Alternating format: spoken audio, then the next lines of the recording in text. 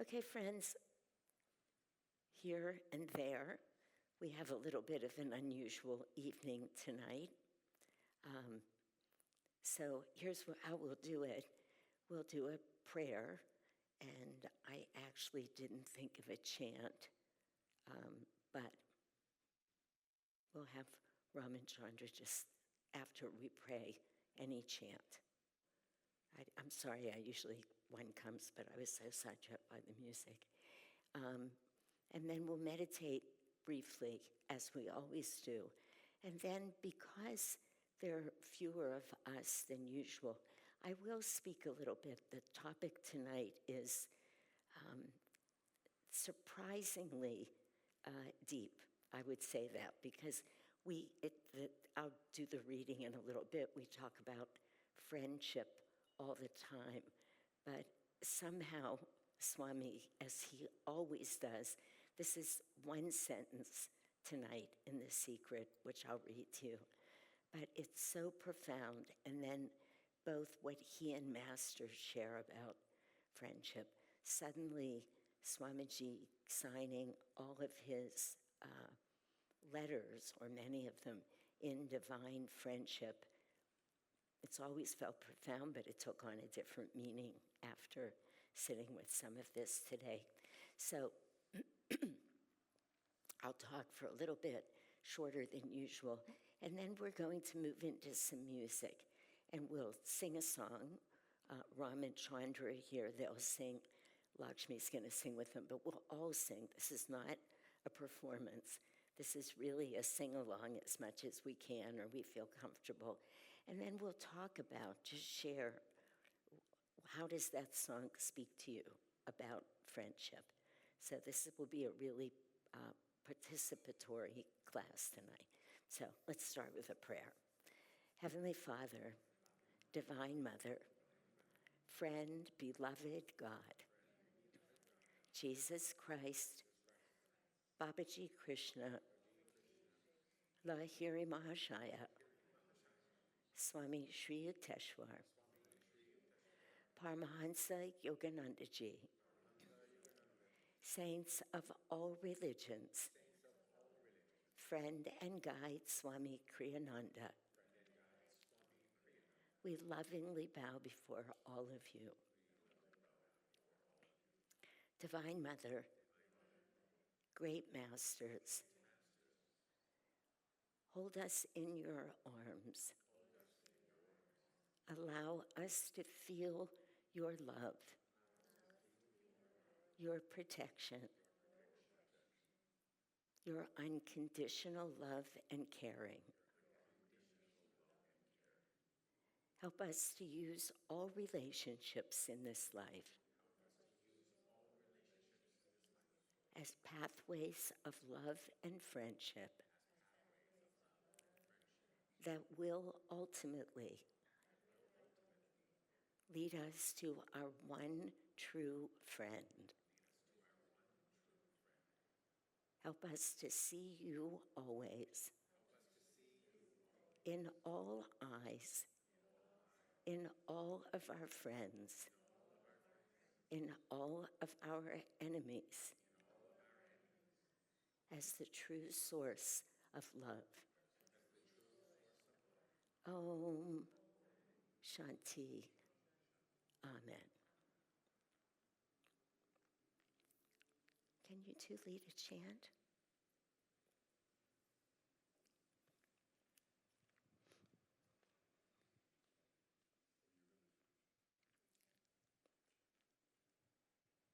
You can both.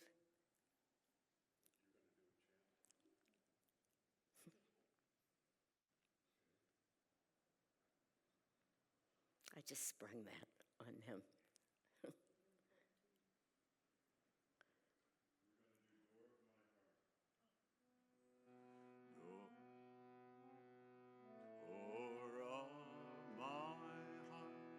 Open wide I keep for thee.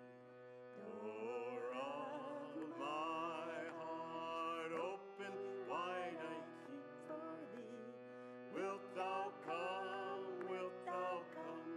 just for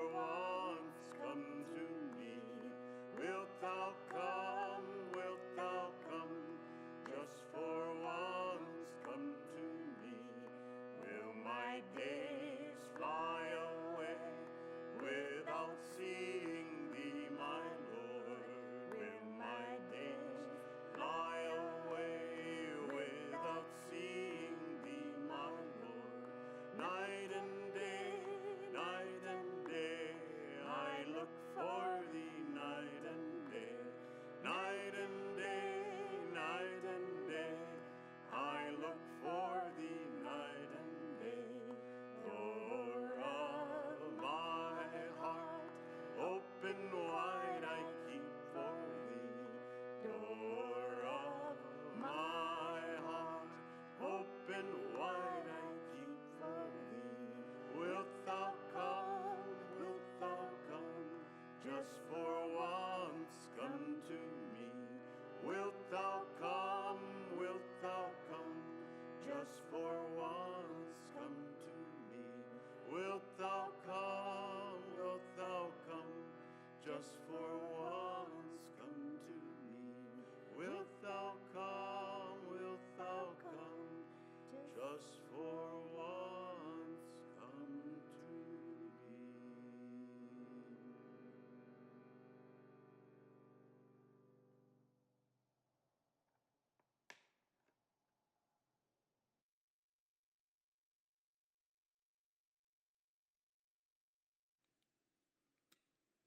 Let's meditate together now for a few minutes. Let's dive deep quickly, as we always do in these classes where we're spending a shorter amount of time. It takes no time to find ourselves resting in our heart and feeling God's love. Master tells us in so many ways, time is an illusion.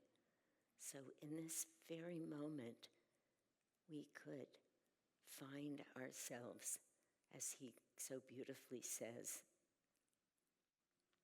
the center, cognizing the center of the Empyrean as a point of intuitive perception in our own hearts.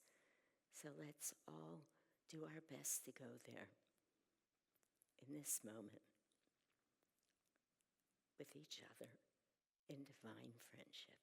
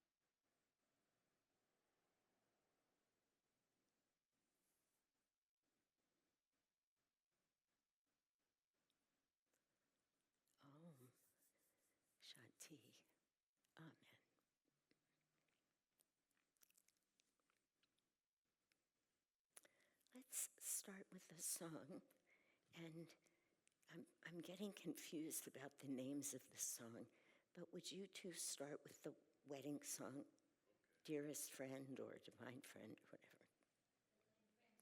Divine Friendship, yeah, that's right.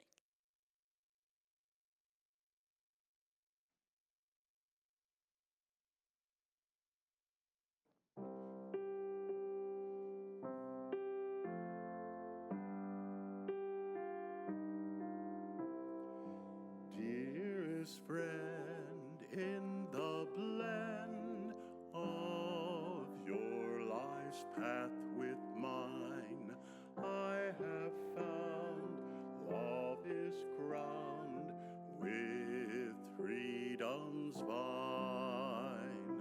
Sorrows all disappear when friendship's gaze is clear. May our sight shining night toward God incline. Sing with us. Dearest friend, in the blend of your life's path with mine, I have found love is crowned with freedom's vine. Sorrows all disappear when friendship's gaze is clear. May our sight shining night toward God incline. May our sight shining night toward God incline.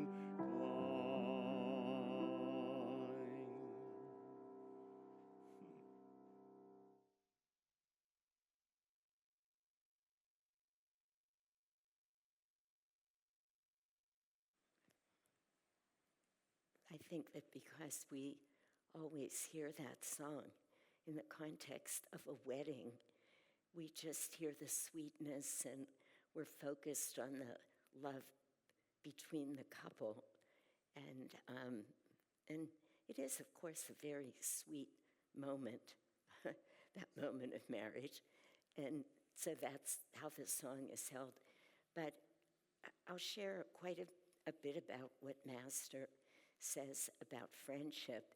And in that context of divine friendship, in that context of the end point of every friendship being able to not just find ourselves with God, those are words that are easy to say, but that journey that we're all taking from duality, which is a lot about what relationships are about, back to the oneness of God, the one true friend, as both Swamiji and Master say. And here Swamiji has written this, I mean, like all of his music, but it's both charming and stunning to really pay attention to the words in this context. Dearest friend, in the blend of your life's path with mine, I have found love is crowned with freedom's vine. So he's really saying that the deepest love, the highest purpose of love is to find ultimate freedom.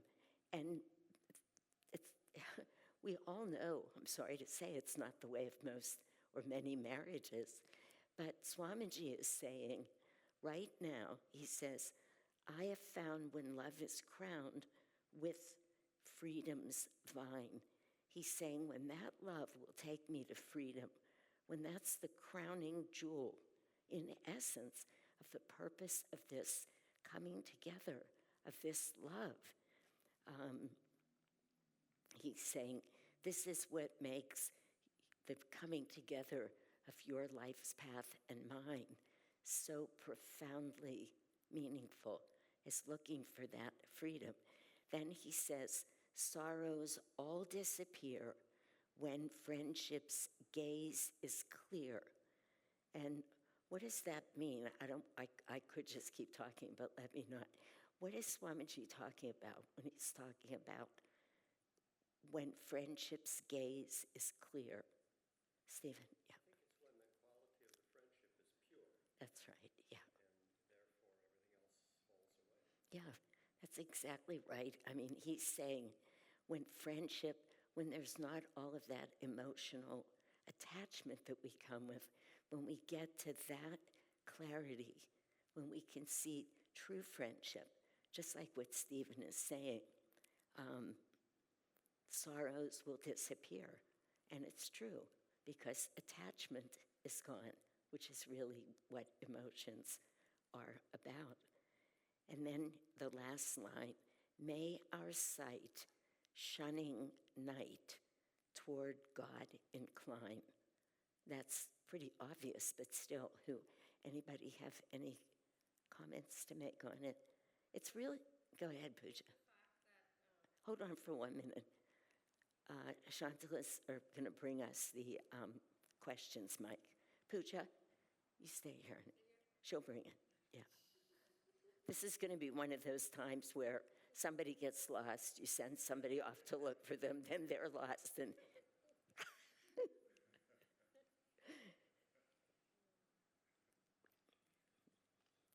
just take a moment.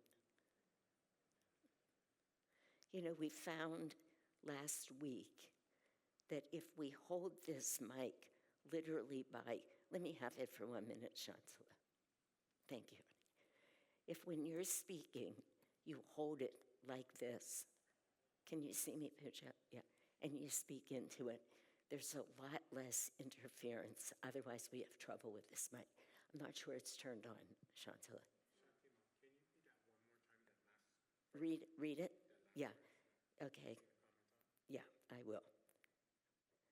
So it says, excuse me, may our sight, shunning night, shunning, S-H-U-N-N, yeah, shunning night, toward God incline.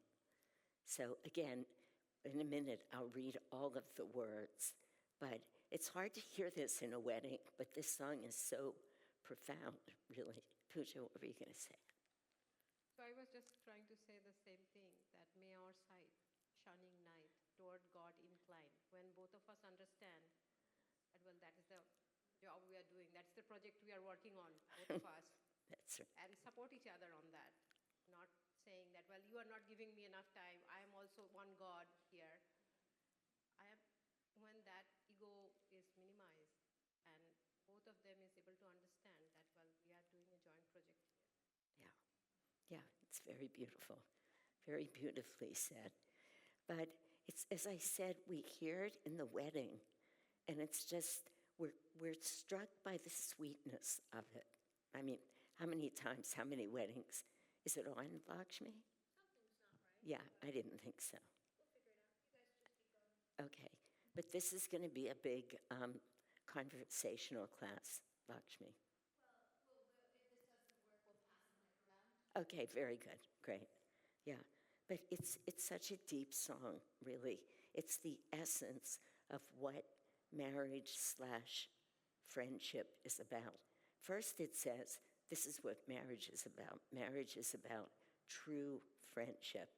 And he just walks through it. And then he says, if you do this, that, if you, let me just come back to the words here. I have found love.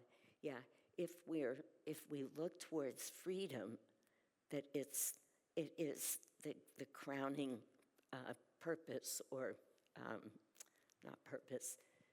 I can't think of the word right now, I'm sorry. Jewel? Crowning jewel, which I said before, I was looking for a different word, but that's perfect anyway. The crowning jewel of what marriage is about. When love is crowned with that, sorrows all disappear. When friendship's gaze is clear, may our sight, shunning night, toward God incline. It's very beautiful. You know, I've often thought with that wedding ceremony, because we do a good number of weddings here, and we're reading it not all the time, but frequently enough that it's a masterpiece, that wedding ceremony. Every aspect of it really encourages the couple. And it's very hard, other than for very mature devotees. And often when people are getting married, they're not yet there. But it's very hard otherwise for a couple who's so caught up in that newness of that love to really absorb the depth and breadth of possibility through marriage. But that's what Swamiji is telling us. So, very beautiful. Let me take a moment here. Did you want to do something? Oh, okay. I thought maybe you were thinking we should play it again or something. I want to read the secret for tonight. So this is now day 15. I said 14 to you too, but it's 15 of the Secrets of Prosperity book. Swamiji says, the secret of prosperity is recognizing that people can be your best investment. Be a true friend to all. People can be your best investment. Be a true friend to all. Now, we might not all feel that way all the time. I mean, because we're not that pure, and it's very challenging. You know, yesterday morning, a friend called me. She's not part of our community, but another Ananda community, and a very dear friend. And she was struggling. She had called 2 weeks before and said, can we have some time together? So that was the time.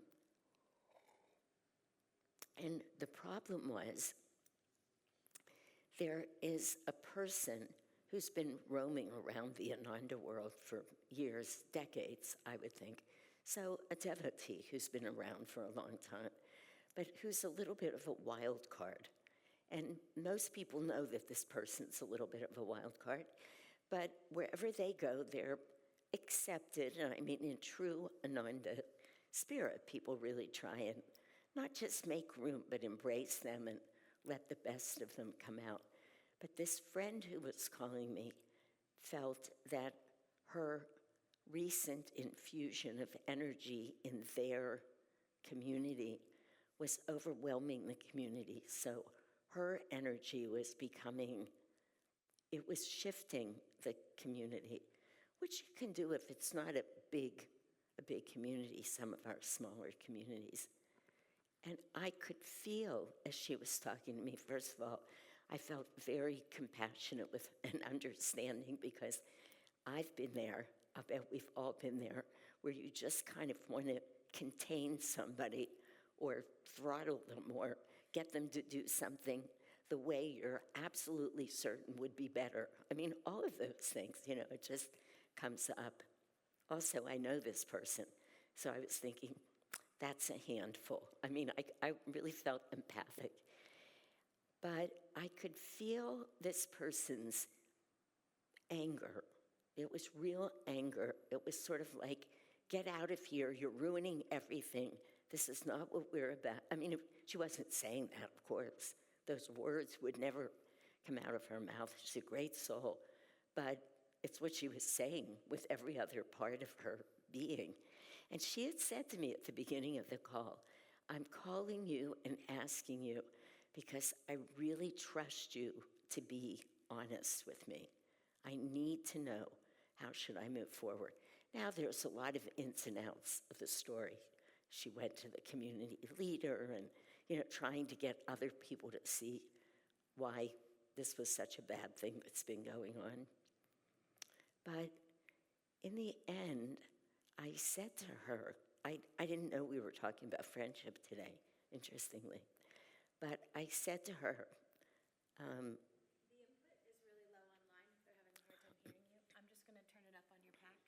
Sure. Yeah. Oh, I should keep talking? Okay, just keep talking. So she wanted me to tell her the truth. So the truth was that person can be a problem. She can just be like, you feel like somebody's doing this to you all the time, but in a big way, taking up a lot of room. And I said, that's her problem. What's your problem? Your problem is that you're angry with her. You're sure if she's different, you'd feel better. And, just went on with what's obvious as I'm telling the story this way. But it's really a challenge for probably most of us have at least at some point been in that situation. And I said to her, she said, I see at one point. I just have to accept this. And I said, oh no, that would be easy. You don't just have to accept it. You actually have to raise your energy and open your heart to her. You have to bring loving energy. Because what are we talking about here? We're not really talking about her. We're talking about your soul. And it's true. It's so much about what Master wrote about, and you'll hear as we speak about it. It's exactly this. It's what, and she may not call that a friendship, but if we live in terms of the teachings, every relationship is a friendship. Ultimately, the ultimate relationship with God, that's what we're all trying to perfect here, is seeing God in everyone all the time, really to get there so that we turn away from this situation of duality that we all find ourselves living in. And we keep turning back. I see God. I see nothing but God. I see nothing but God. It's like the story of Arjuna and Krishna. No, not, and who was the archer, the teacher, who was, Dronacharya, who keeps bringing each of the students up, what do you see? I see the tree, I see the leaves. Okay, what do you see? Knowing none of them could hit the bird. It was impossible. We can't get it right until all we see all the time, and it's a practice, of course it's a practice, is God here, God here, God here. Look at how many faces God takes on. And I said to her, you actually have to really practice loving her. Nothing else is going to make you feel better. You want to feel better. You thought when you called you wanted to feel better by my saying to you, oh, I know, she's such a problem. And, be in tune with you that way. I mean, we all love that. We start complaining about somebody. It's nice if the other person says, oh, I know. Then you feel like you have a friend, but it's not true. It's never true, which is what makes it so darn challenging. Can it be true sometimes that I'm right? No. There's only one right answer, and that is literally to befriend everybody, to see God in everyone all the time, because it's only then that we can attain that goal of oneness, of reuniting with God, which is really the essence of everything that Master and Swamiji say about friendship.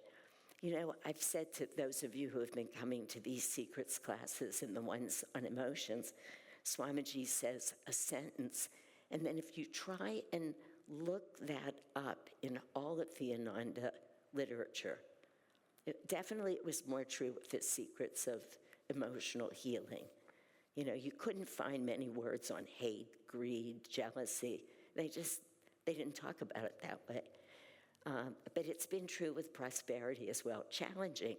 You really have to read it, meditate on it, read it. Not so with friendship.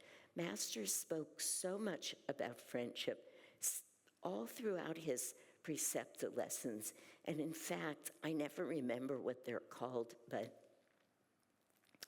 he does his preceptor lessons, and then he does those. He calls them, I think it's this, but if anybody remembers, tell me, the super duper advanced course. And he really calls it that. And he writes as a subtitle, his words, not mine, this lesson should only be read by those who are not just serious on the path, but who are advanced on the path. And what does he talk about frequently in there? Friendship, and what friendship means. I mean, it's so clear that they're saying to us, it is through friendship that's done well, spiritually well, like what this song was talking about, that we can find our way back to God. Now, of course, it becomes the way everything on the path does. It's all inclusive. Everybody needs to be a friend. And both Master and Swamiji say we have to be friends in all of these ways. I'll talk about it just a little bit. Not just with people that we love, not just people that we consider our friends already, but in his words, again, even those you think are your enemies, to learn to love with the same love those people who are your enemies. And I have found, I'll be interested to hear a little later how you all feel about this. If somebody's in my life in a very peripheral way, it can be many ways, you know, a patient's mother-in-law, I mean, something like that, that's just, or some distant person. It's easy to be non-reactive. It's easy to hold them in love. But you bring it closer and closer and closer in until eventually you're talking about a parent, a child, a sibling, or your partner. Very hard. Because these people are brought into our lives, or we come into theirs, specifically so we can learn these lessons. So it is really hard with our partners sometimes to hold that. You'd think it would be the easiest. And, you know, for those people who have that, it's wonderful. But there's probably nobody who can get more on your nerves at times than your partner, because they're so close to us. And it's exactly the richest place for us to learn these lessons. Exactly the richest place. Master says, friendship is God shining through the eyes of your loved ones, calling you home to drink his nectar of all selfishness dissolving unity. That's quite a sentence, but it says it all. I mean, in a way, of course, leave it to Master, but that one sentence says it all. God, yeah, I'm going to. Friendship is God's love shining through the eyes of your loved ones, calling you home to drink his nectar of all selfishness dissolving unity. So what he's saying is, God's love comes to us through the eyes of our loved ones, and I'll say more about that in a minute, calling us home, meaning there lies the possibility for us to find our way totally back to God, completely. And I'll give a few everyday examples, some of which you've heard, maybe many of which most of you have heard, but they're worth repeating right now. Calling us home to drink his nectar, God's nectar. So if we can see God in the eyes of a friend, then we will drink his nectar of all selfishness dissolving. He's saying we will get out of ourselves the more that we can look and see God, all selfishness dissolving, unity. He's drawing us back to that place that's unitive, not dual. So he's just saying, within friendship lies the possibility of returning to God. It's very beautiful, and it's very simple, and I'll share with you just two examples. I'm saying this about me because, of course, I know about me, but also to say honestly, because I know who I am. I know what all of my shortcomings are. I know how far I feel from being home at most of the time in my life, and yet I've been able to do some of this successfully. So feeling like if I can do it, and we're friends here and we're talking to each other, anybody can do it. You've all heard me talk many times, but it's very, very meaningful about how I went from feeling like I was probably going to have to separate from Barry because he's difficult, and he is. And again, I often say, if you walked into this room and I said to him, honey, tell them, are you difficult? He would say, I'm impossible. He would say it. It's, we've both established he's challenging. But we both lived with that for the first 15 years of our relationship. He was the bad one. I was the good one. He was the problem. I wasn't. I mean, it just could not have been more wrong. As soon as I decided to see God in him all the time, practice constantly. I've told you, Master, why are you being so hard on me today? Master, you're really being mean. Why are you being such an imp? Whatever was happening, every time it was my mantra.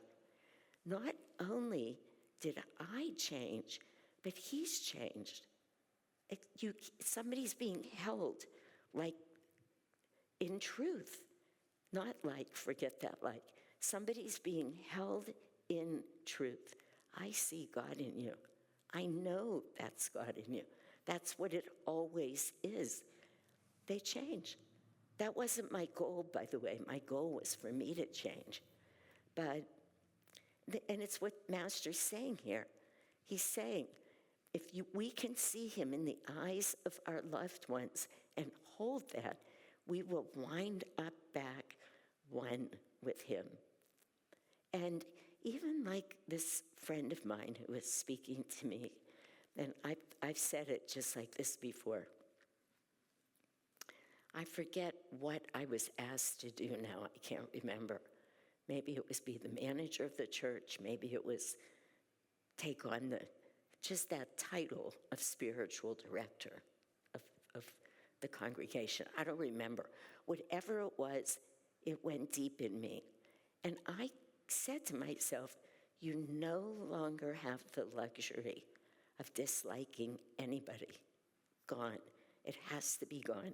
You can't complain to yourself about people.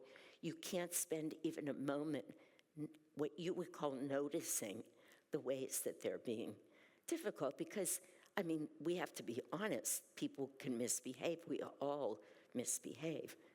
So there are moments where Barry says to me, you're being so hard on me today. And I say to myself, he's right. He's actually right, of course.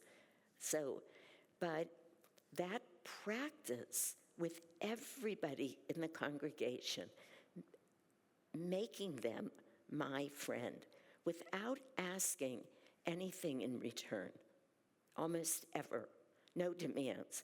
Every once in a while I would say to somebody, come on, can't we get over where we were? And I say it just like that. What's with all this karma? We're here to find God. Let's find God right here, right now. Often people just respond to that.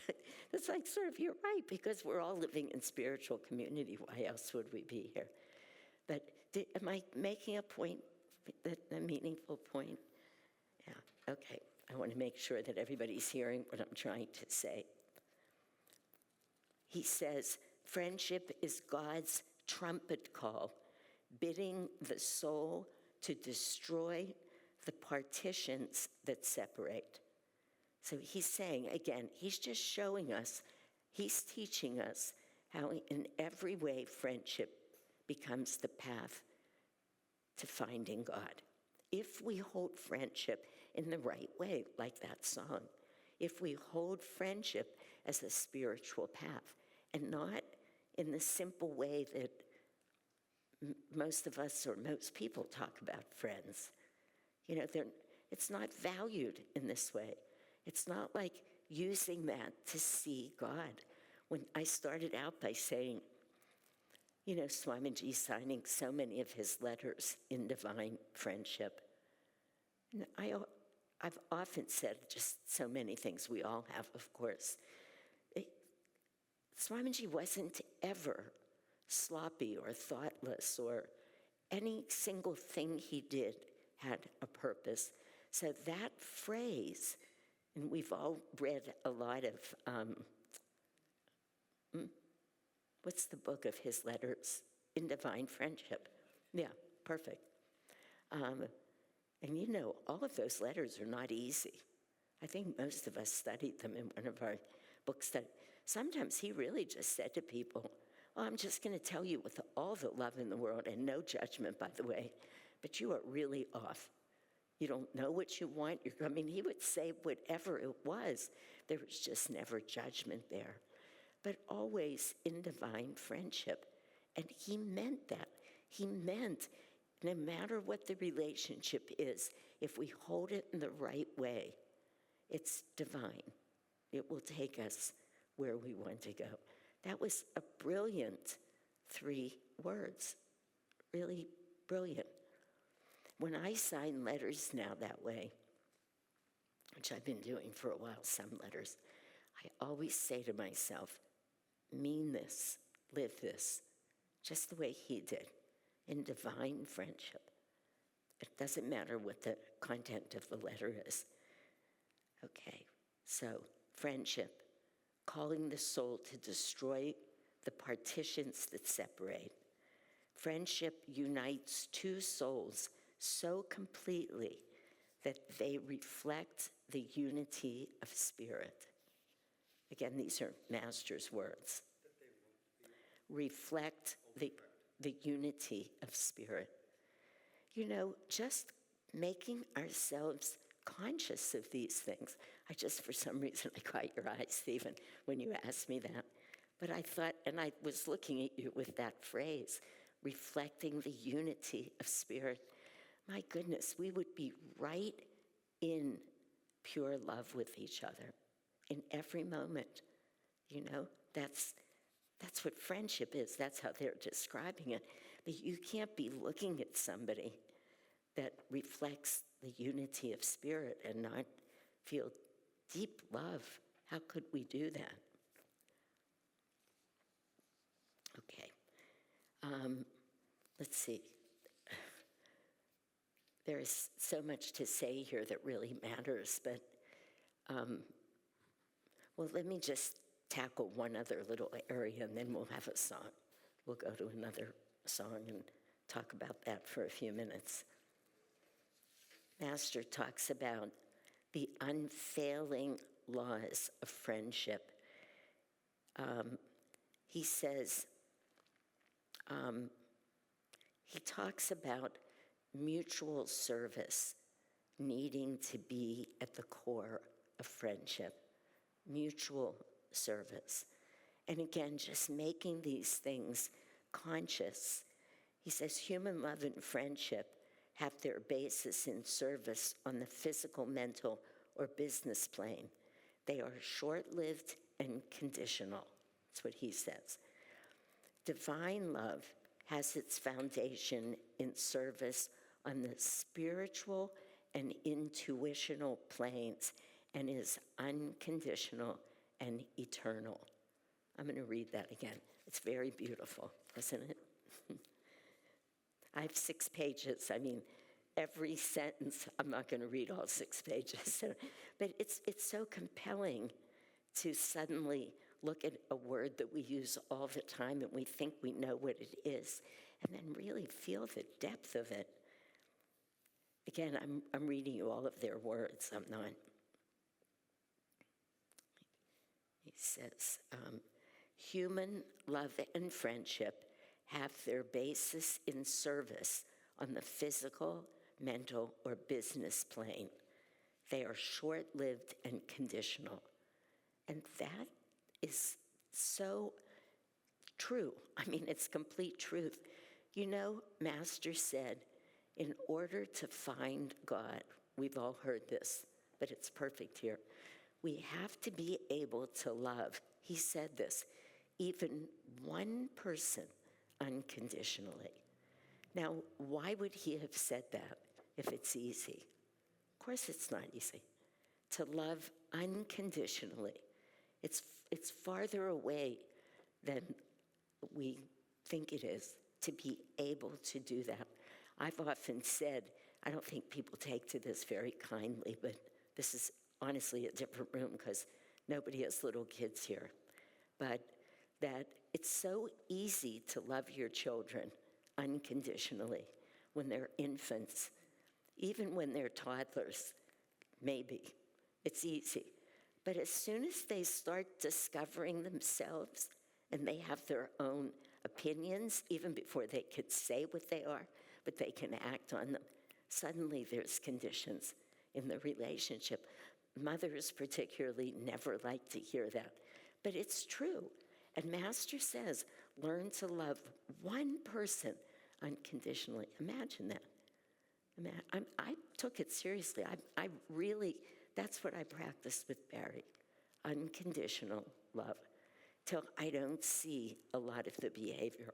Or if I see it with a loving humor almost. You know, it just doesn't ruffle me, trying constantly. And if I slip, it feels like just falling down a rabbit hole. It's terrible because I've been working so hard on not being there. So he's saying that human love and friendship are conditional. He says, divine love, and this is what's so beautiful, has its foundation in service on the spiritual and intuitional plane. So divine love is rooted in the spirit, which of course ultimately is intuition, because that's what God is, really. It's from that source that our intuition comes, and is unconditional and eternal. That pure love of the soul, that pure love, I've been saying it a lot recently for those of you who are coming to I'm doing another, this is one book study. The other book study that's going on right now is Sri Yukteswar's Holy Science and Darshan's book, what's it called? The Natural Love of the Heart. Revealing. Awakening, thank you, Lakshmi. The Natural Love of the Heart. And those books just come together. But very beautifully, Sri Yukteswar tries to tell us over and over, and this is just important no matter what we're talking about. In fact, it's probably the only thing in the whole world that is important.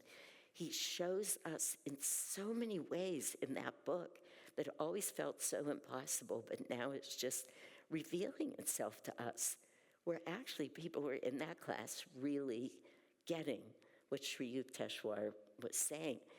But what he does is he shows us what the sentence, the phrase, God is love.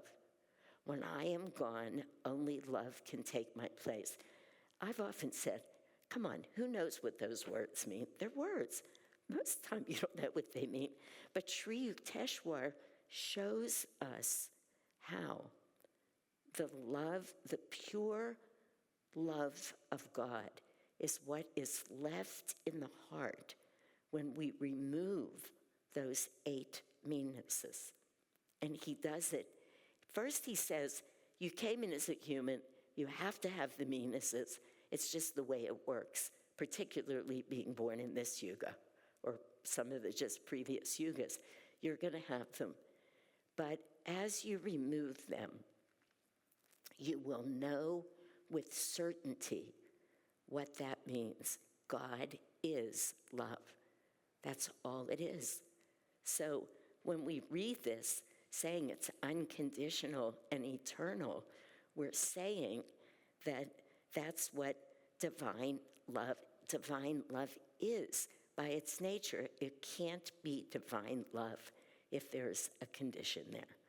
And if it's limited in any way, it's impossible, because the soul isn't, because superconsciousness isn't, because divine love is by its nature everything.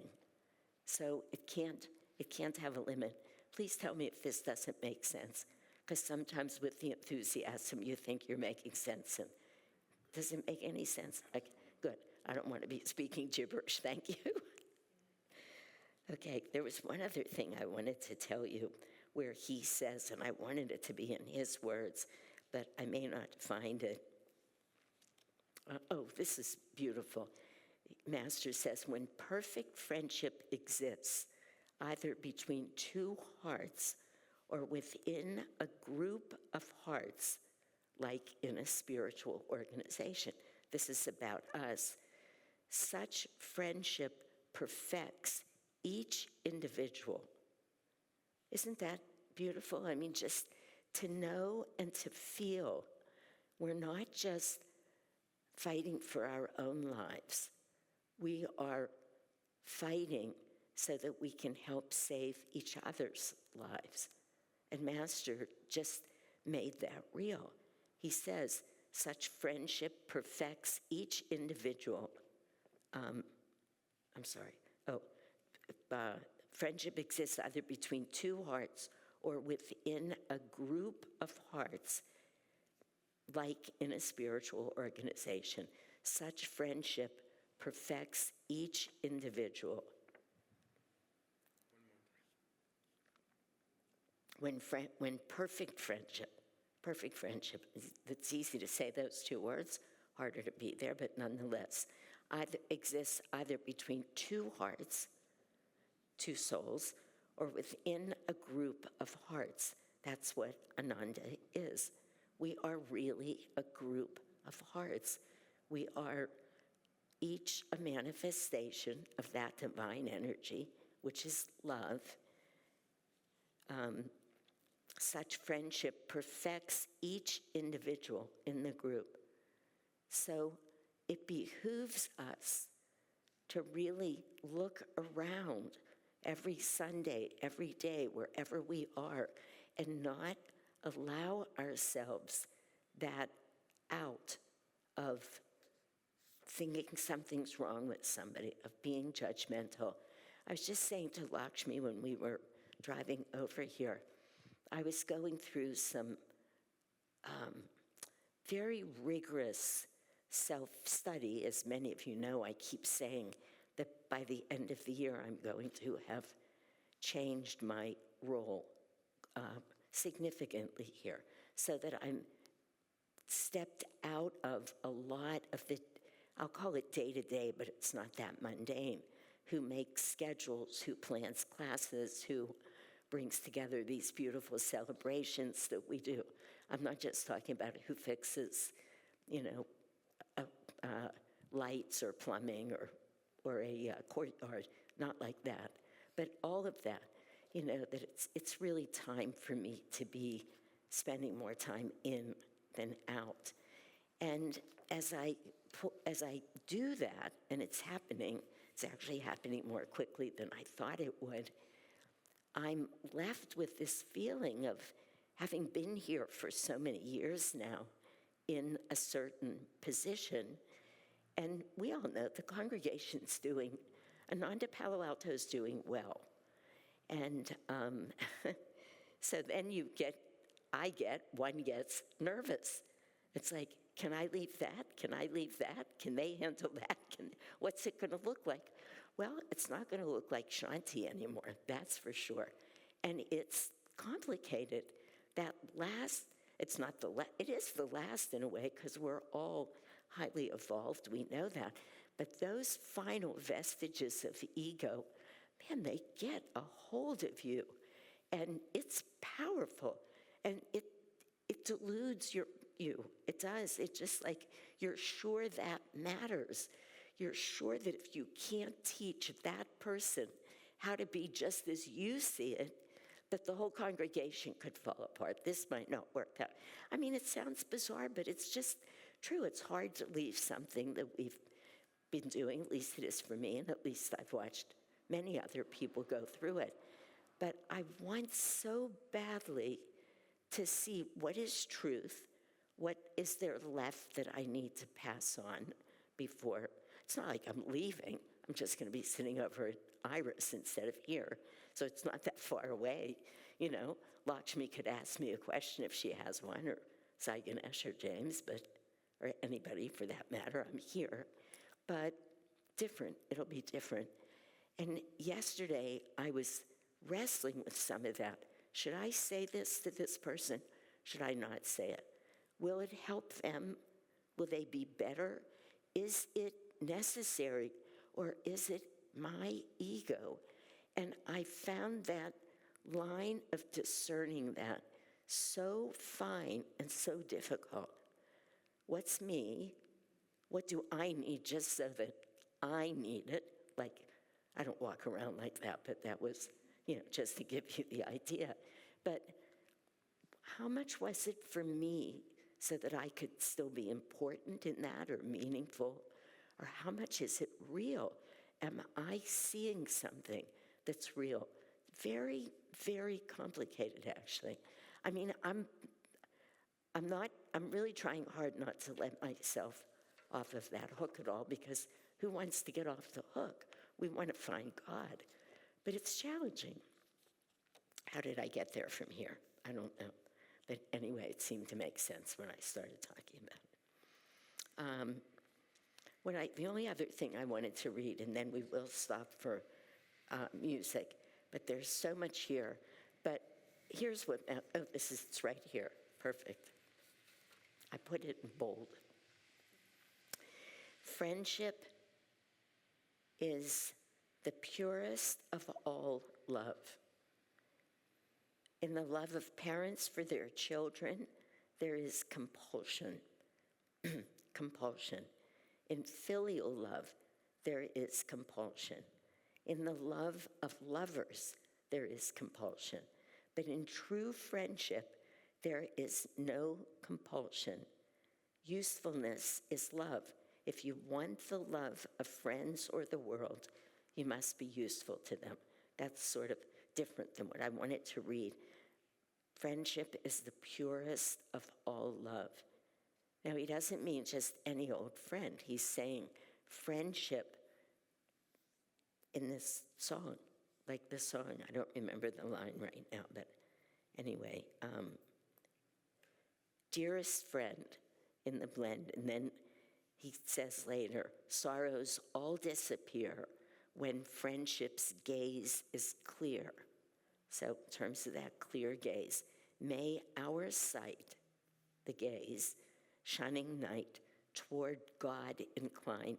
That's the kind of friendship he's talking about, that's free of compulsion. And he said, and he has said in other places, and Swamiji said it, we choose our friends. So in that sense, it's the purest of all love. We don't have to sort out, well, I chose them, I came in, they were my parents. The soul must have known something when it said, I'll go right in there. I have lessons to learn. Our children come to us. We're not free in many instances, but we're free to choose our friends. So anyway, let's do a little music. There's a lot more that's very interesting. Let me just see.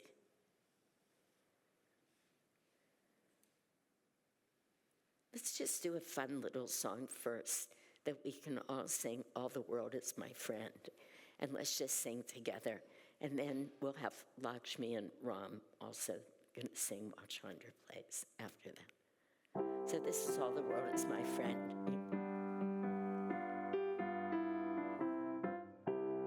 All the world is my friend when I learn how to share my love, when I stretch out my hand and smile, when I live from above.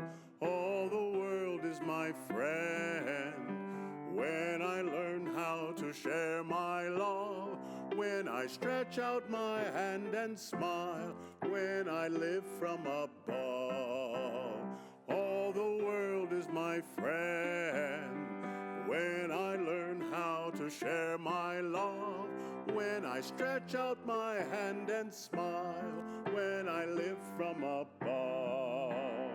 When I stretch out my hand and smile, when I live from above.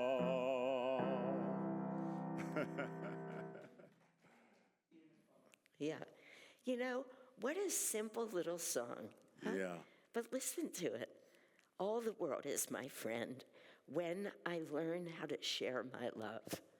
When we're doing that, everybody becomes a friend. If we're truly loving I'm sure we could find a few dark souls. I'm sure there are some souls.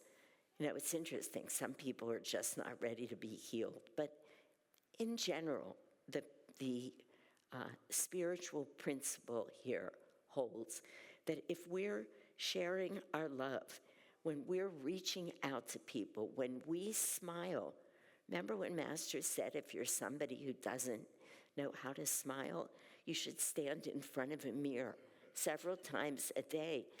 You know, it's funny, except it lifts your energy up. It changes everything. You know,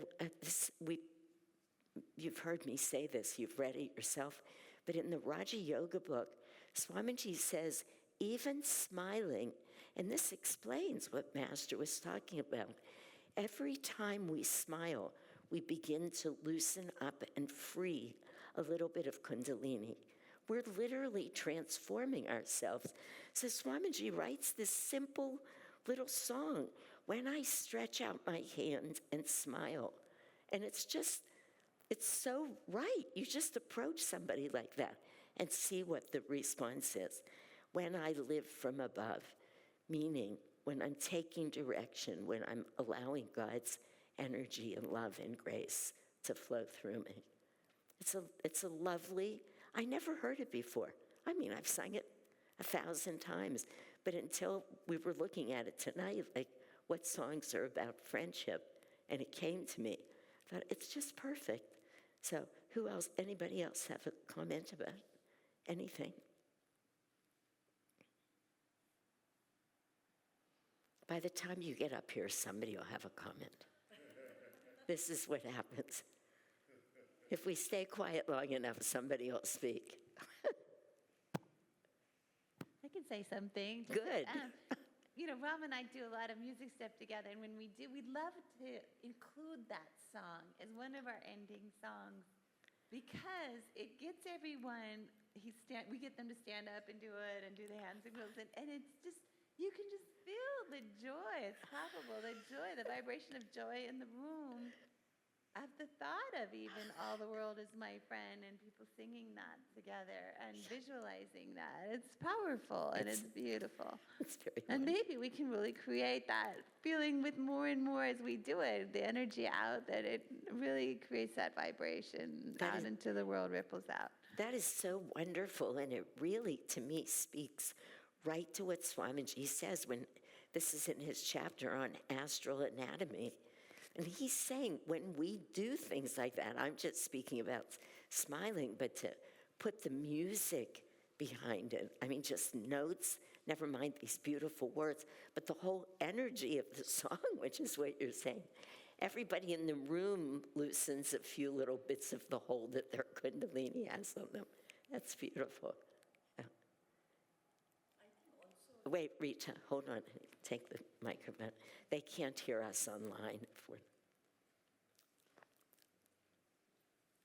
I think just the words starting with all the world is my friend. Yeah. You know, it puts you into the mood of accepting everyone. Yeah. And Yeah, that's a very good point. First of all, it's a beautiful affirmation, isn't it? Which is what you're that's saying. what I was saying, yeah. That you start with the affirmation that all the world is my friend. Then Yeah. after that, everything flows. Yeah, it's beautiful. And it's true. I feel it also.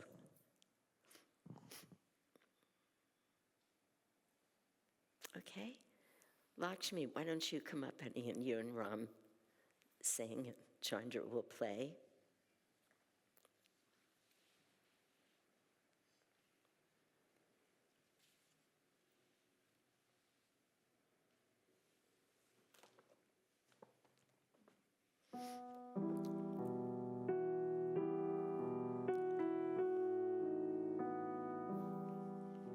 A poor little girl walking in the cold, her clothing all tattered and thin, spied a rich man standing outside a church, outside a church, outside a church. Spied a rich man standing outside a church, the service about to begin. Please, sir, she said, hear an orphan child. The cold winds of winter have come. I've no place to live, not in all the world. Oh, help me find work in some home. The rich man frowned, don't you hear that hymn? Good people have gathered in prayer. It's a day for worship, impious girl, impious girl, oh impious girl. It's a day for worship, impious girl. Why speak here of earthly affairs? He turned in Turned and entered the holy church.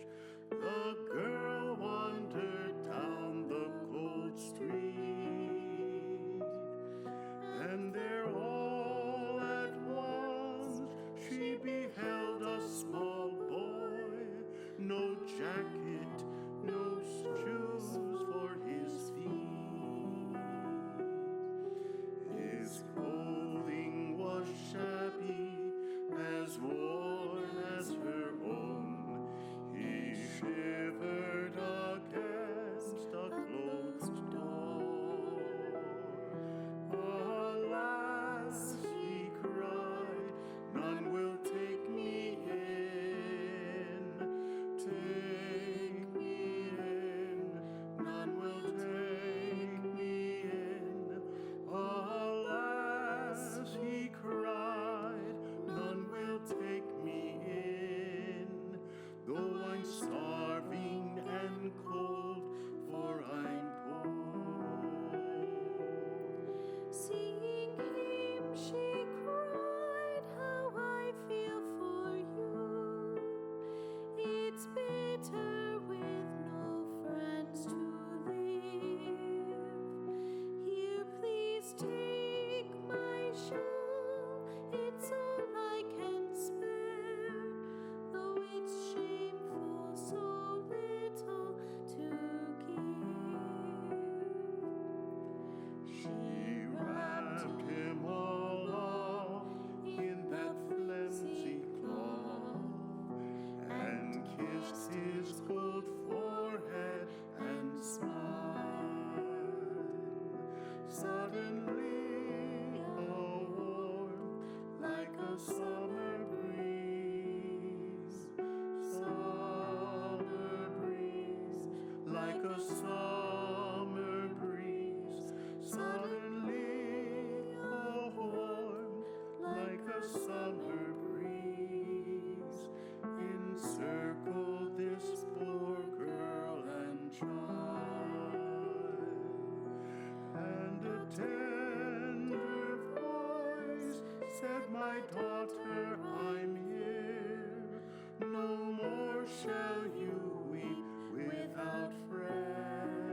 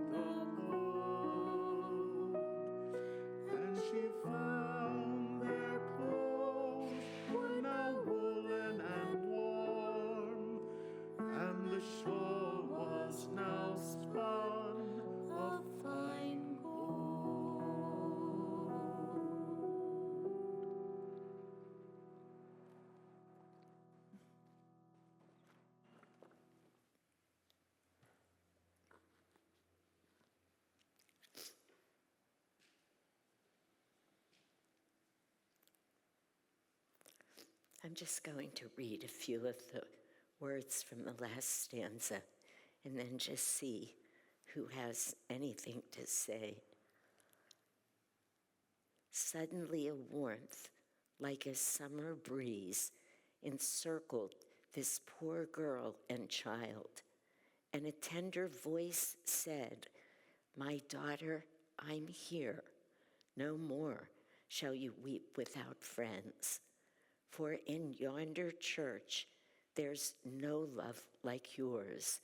Those with pure hearts, their needs I attend.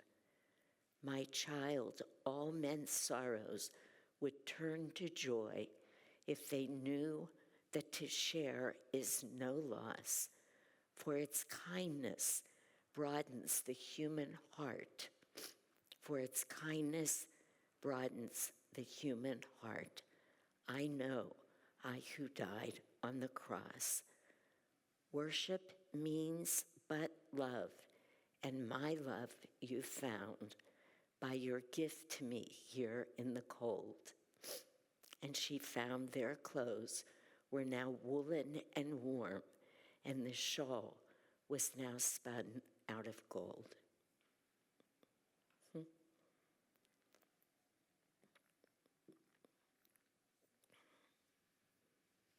Very beautiful.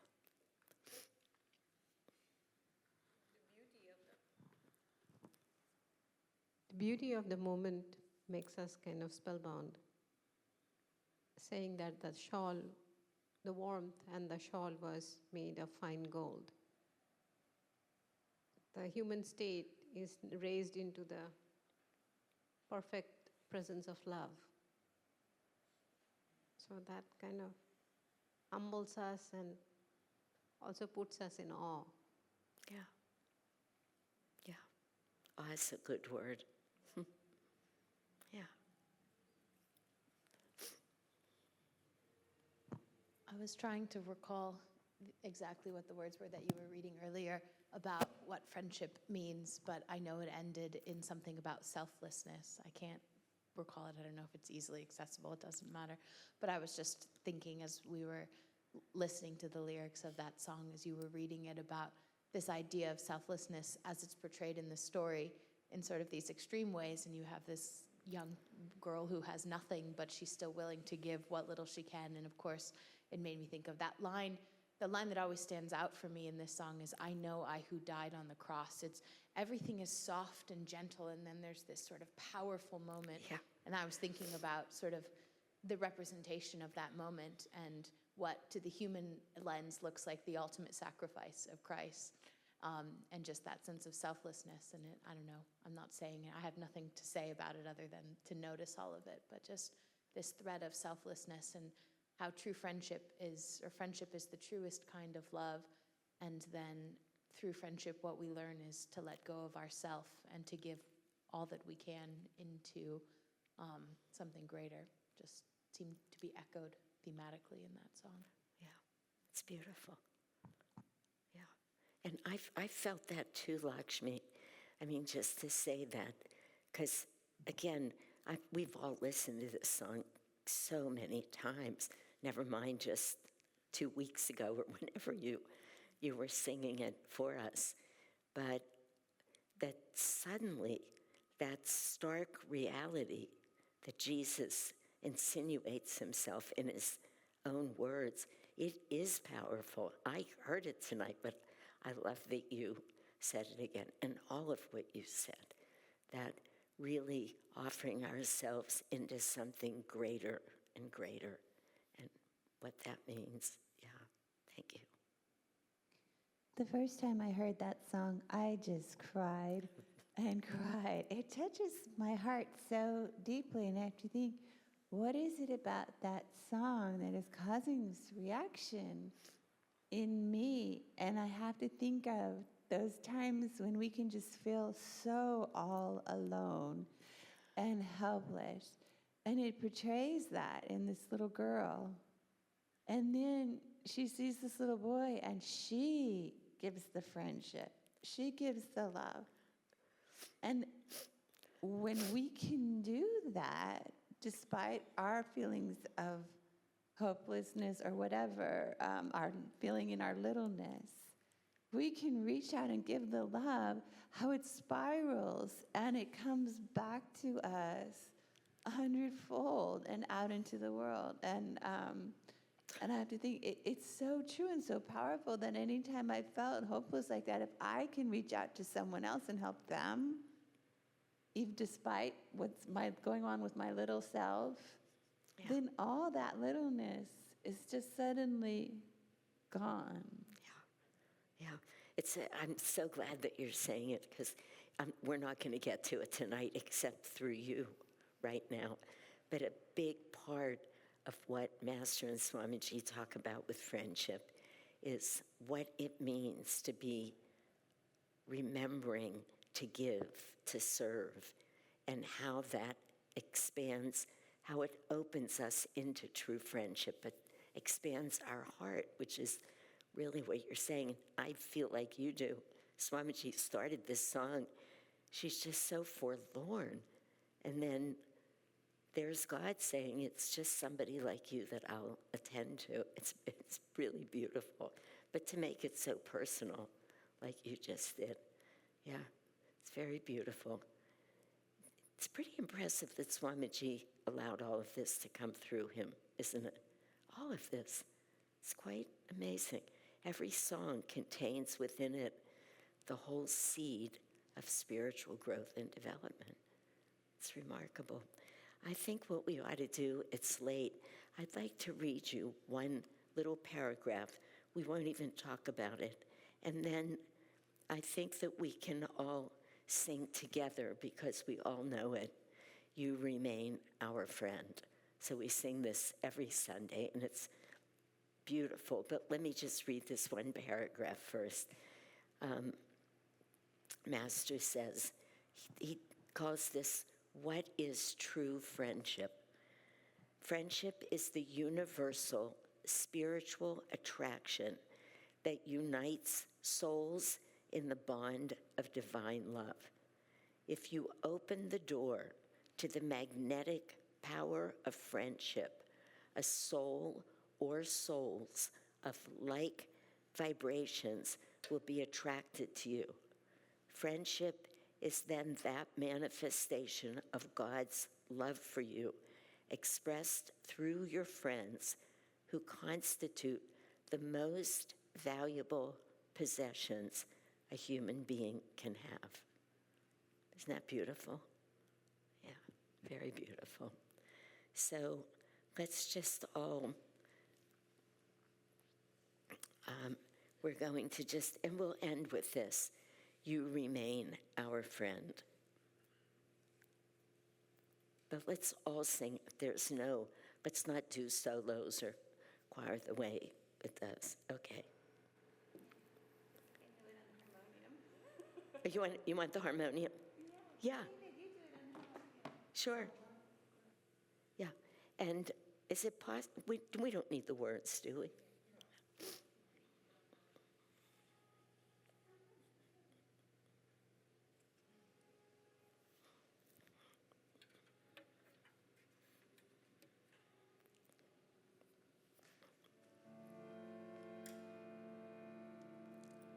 When we need you descend, seeking, grieving,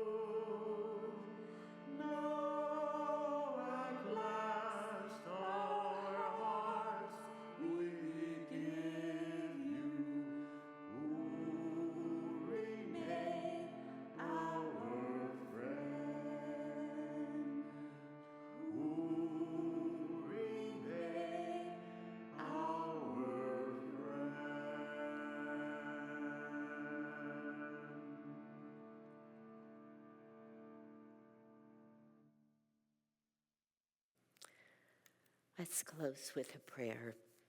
Heavenly Father, Divine Mother, friend, beloved God, great masters of self-realization, beloved Swamiji, we humbly bow before you all. We offer ourselves in gratitude. We offer our lives to thee.